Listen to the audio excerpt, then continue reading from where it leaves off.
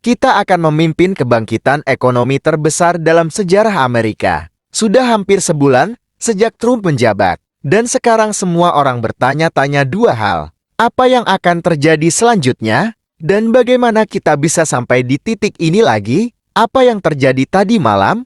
Apa yang terjadi pada Amerika? Aku masih mencoba memahami apa yang terjadi. Kaum liberal jelas tidak menyangka Trump akan kembali. Dan setelah kemenangannya, Demokrat menyalahkan kekalahan mereka pada aktivis kiri, pendukung Palestina, Latino siapa saja, kecuali diri mereka sendiri. Namun satu tema terus muncul. Ekonomi. Ekonomi. Oke, jadi secara umum sejak pemilu, kesepakatan publik adalah, kalau Trump menang, itu karena ekonomi sedang buruk dan Demokrat tidak mendengarkan. Kamu bisa menemukan pandangan ini di mana-mana dari Washington Post, New York Times, sampai CBS. Menurut mereka, pemilih Trump melihat ekonomi AS sedang buruk, sementara sebagian besar pemilih Harris melihat ekonomi sedang baik, dan angka jajak pendapat menunjukkan bahwa perbedaan pandangan ini jauh lebih ekstrem dari yang dibayangkan. Dan ya, kita bisa melihat dari mana asal perbedaan ini. Kampanye Harris pada dasarnya mengusung narasi, semua baik-baik saja. Percayalah, sekarang kita punya tingkat pengangguran terendah dalam sejarah. Ekonomi kita berkembang pesat berdasarkan semua indikator makroekonomi. Bandingkan dengan Trump, kita punya ekonomi terkuat dalam sejarah. Kalau Harris menang, akan terjadi kehancuran ekonomi total. Aku tahu banyak dari kalian kesulitan, khawatir soal bayar tagihan. Ini akan berakhir saat Donald Trump membawa kembali akal sehat ke negara ini. Tapi siapa yang benar? Ya tergantung. Apa itu ekonomi? Apakah itu inflasi? Mungkin jumlah lapangan kerja baru? Bisa jadi pengangguran, kekurangan di toko kelontong, pasar saham, upah per jam rata-rata, semuanya definisi ekonomi yang sah. Artinya, secara teknis keduanya benar. Masalahnya, ekonomi pada dasarnya bisa jadi apapun yang kamu katakan. Dan inilah sebabnya banyak kaum liberal bingung, kenapa pemilih kelas pekerja pendukung Trump tidak bisa melihat betapa baiknya ekonomi saat itu. Banyak orang dengan nada merendahkan menunjuk data. Upah untuk golongan bawah naik lebih cepat di bawah Biden. Inflasi terkendali. DLR. Tapi yang paling menyebalkan dari narasi ekonomi pasca pemilu adalah gagasan bahwa Biden meninggalkan keadaan lebih baik dibanding saat ia datang. Dan karena itu, masyarakat seharusnya tidak marah. Karena Amerika mengalami pertumbuhan PDB yang jauh lebih kuat dibanding negara lain. Lebih besar dari banyak teman saya dari Demokrat dan Republik bilang Cina sedang naik, dan Amerika tertinggal. Mereka salah. Amerika sedang bangkit. Kita punya ekonomi terbaik di dunia. Sejak saya menjabat, PDB kita naik. Defisit perdagangan dengan Cina turun ke titik terendah dalam lebih dari 1 dekade. Masalahnya, bagi mereka yang berada di bawah, penghasilannya masih hanya sekitar $28.000 setahun. Sementara banyak negara bagian bahkan belum mencapai upah minimum 15 yang sudah diperjuangkan selama lebih dari 1 dekade. Dan ya, memang benar inflasi mulai mereda di akhir masa Biden. Tapi harga-harga yang sudah tinggi itu tidak hilang.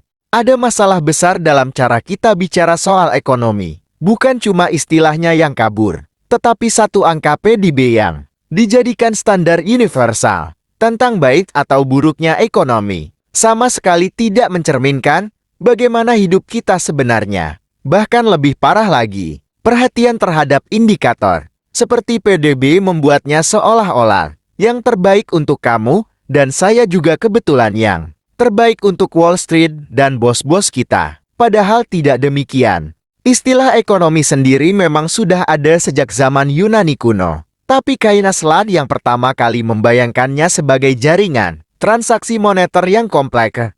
Seperti sekarang. Dialah yang harus kita ucapkan terima kasih atau salahkan, karena sekarang kita bisa membayangkan ekonomi sebagai sesuatu yang terpisah dari politik dan masyarakat. Buku The General Theory karya Keynes sangat revolusioner dalam ekonomi dan politik. Tapi teorinya akan segera dilupakan jika tidak bisa dipraktikkan. Dan untuk bisa diterapkan, ekonomi perlu diukur. Maka muncullah PDB, dulunya disebut PNB, Produk Nasional Bruto. Sebuah metrik yang mengukur total nilai akhir dari semua barang dan jasa dalam suatu negara. Kalau kamu mendengar ekonomi sedang baik, biasanya maksudnya PDB sedang naik. Banyak kebijakan pemerintah ditujukan langsung untuk menaikkan angka ini.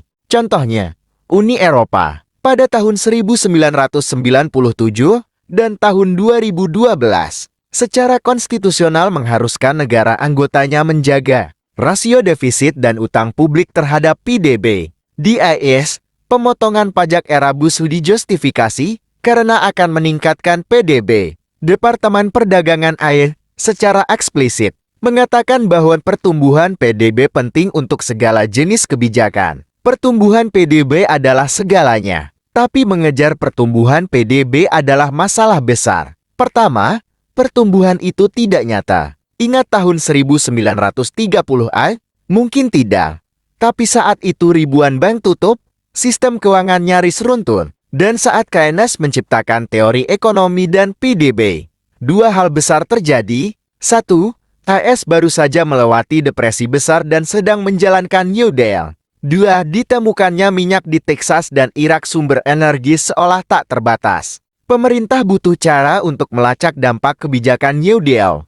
Pengangguran, pendapatan pajak, dan output. Sementara itu, penemuan ladang minyak baru terjadi dengan sangat cepat, sehingga tidak masuk akal lagi untuk mempertimbangkan risiko kehabisan energi. Orang menganggap kita bisa mengonsumsi minyak selamanya tanpa perlu memikirkan biaya menggantinya. Minyak sangat berpengaruh. Menjalankan mobil, membentuk infrastruktur, menciptakan plastik, bisa bikin apa saja. Pupuk sintetis, produksi makanan tak terbatas. Minyak membuat tidak perlu kompromi dengan keterbatasan alam. Dan karena PDB naik terus tiap tahun, kita percaya hidup kita makin baik berdasarkan angka itu. Jadi kenapa pertumbuhan itu tidak nyata? Karena PDB adalah ukuran statis. Itu seperti memotret total belanja masyarakat dalam satu waktu, lalu menjumlahkannya untuk mendapat pertumbuhan. Kamu membandingkannya dengan foto sebelumnya. Contoh, sewa apartemen kamu naik 5%, tapi apartemennya sama saja. Itu dianggap pertumbuhan. Kalau kamu punya tagihan medis yang besar dan harus ngutang buat bayar, itu pun dianggap pertumbuhan. Jadi semua orang bertepuk tangan karena ekonomi sedang tumbuh. Padahal yang terjadi adalah semakin banyak uang yang kita habiskan, semakin dianggap ekonomi membaik. Padahal kamu bisa saja menghabiskan uang karena terpaksa, bukan karena pilihan. GDP tidak membedakan hal ini. Untuk mengejar pertumbuhan, kita berpura-pura tidak ada batas, bahwa minyak tidak akan habis, hutan tidak akan punah, dan manusia akan terus bekerja keras demi laba. Pemegang saham menebang pohon, angka PDB naik. Menanam pohon tidak dihitung, tapi dalam kapitalisme, harga tidak mencerminkan nilai real bagi kita. Tapi berapa banyak kita bisa dipaksa membayar? Contohnya, aku suka jalan kaki setelah makan siang. Itu gratis dan bikin hidupku lebih baik. Tapi karena tidak menghasilkan uang, tidak muncul di perhitungan PDB. Dulu saat membuat PNB, muncul banyak pertanyaan sulit. Apakah pendapatan dari kasino masuk hitungan? Ya, pendapatan dari perjudian ilegal? Tidak. Iklan, perdagangan saham, militer, Kusats pencipta PNB percaya bahwa belanja militer adalah kejahatan perlu dan tidak boleh dihitung sebagai pertumbuhan. Tapi tentu saja pemerintah AS tidak suka itu, apalagi saat bersiap perang dunia. Kalau belanja militer dianggap pengurang pertumbuhan, maka akan jadi alasan untuk membatasinya. Tapi kalau dianggap penambah ekonomi, maka mengapa kita harus menolak mengebom jutaan anak kulit coklat yang bahkan tidak tinggal di sini? Contoh lain, sistem kesehatan. Kuba menghasilkan hasil lebih baik dari AS dengan biaya cair lebih rendah. Mereka bahkan mengirim dokter ke luar negeri. Tapi karena biayanya rendah, PDB Kuba rendah. Sementara sistem mahal dan tidak efisien, seperti AS justru dihitung sebagai pertumbuhan. Jadi kenapa GDP tetap digunakan? Sebagian karena dipaksakan oleh IMF dan Bank Dunia yang menjadikan GDP sebagai syarat pinjaman. Akhirnya semua negara memakainya. Yang kita pakai sekarang adalah GDP Produk Domestik Bruto bukan GNP. GDP hanya menghitung apa yang terjadi di dalam wilayah negara. Ini menutupi kenyataan bahwa globalisasi sering mengeksploitasi negara berkembang. Produksi terjadi di negara tersebut, tapi keuntungannya di bawah. Tapi alasan terbesar kenapa GDP tetap hidup adalah GDP membohongi kita soal politik. Seolah-olah kita semua di kapal yang sama. Dan satu-satunya yang kita butuhkan adalah teknokrat pintar yang membuat ekonomi tumbuh. Dan dengan itu, semua perdebatan politik jadi tidak penting. Menurut Gubernur Federal Reserve Henry Wally, pertumbuhan adalah pengganti kesetaraan. Selama ada pertumbuhan, masih ada harapan, dan itu membuat kesenjangan bisa ditoleransi. Kalau kita bisa diyakinkan bahwa pertumbuhan menguntungkan semua orang padahal tidak politik kelas bisa dibunuh. GDP hanyalah ukuran harga dari barang dan jasa yang diperjualbelikan. Pertumbuhan sama dengan peningkatan komodifikasi. Contoh, kalau iPhone dibuat dengan baterai 2 kali tahan lama GDP turun. Kalau pendidikan dan kesehatan dibuat gratis dan universal GDP turun. Kalau kamu kurang dieksploitasi oleh atasanmu GDP turun.